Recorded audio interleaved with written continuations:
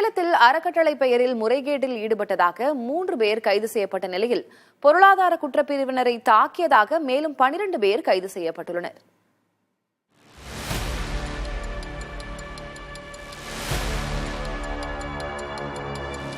சேலம் அம்மாபேட்டையில் உள்ள திருமண மண்டபம் ஒன்றில் அன்னை தெரசா அறக்கட்டளை என்ற தொண்டு நிறுவனம் செயல்பட்டு வந்தது.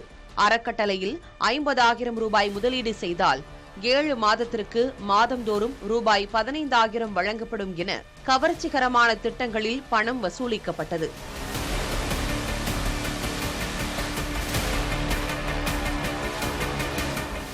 இதை நம்பி ஆயிரக்கணக்கானோர் முதலீடு செய்தனர்.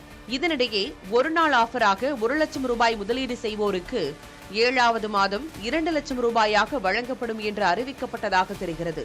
இதுகுறித்து அறிந்த காவல்துறையினர் மண்டபத்திற்குள் நுழைந்து விசாரித்துள்ளனர். முறையான ஆவணங்கள், உரிமம் ஏதும் இன்றி பணத்தை பெற்று வந்ததால் அறக்கட்டளையைச் சேர்ந்த 3 வரை கைது செய்துள்ளனர்.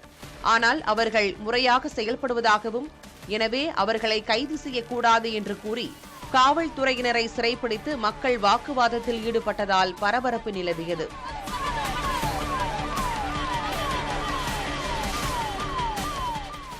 இதனிடையே பொருளாதார குற்றப்பிரிவு தலைமை காவலர் கலைவாணி தங்களை பணி செய்ய விடாமல் தடுத்து சிலர் தாக்கியதாக காவல் நிலையத்தில் புகார் அளித்தார். அந்த புகாரின் பேரில் 8 பெண்கள் உள்ளிட்ட 12 நபர்கள் கைது செய்யப்பட்டனர்.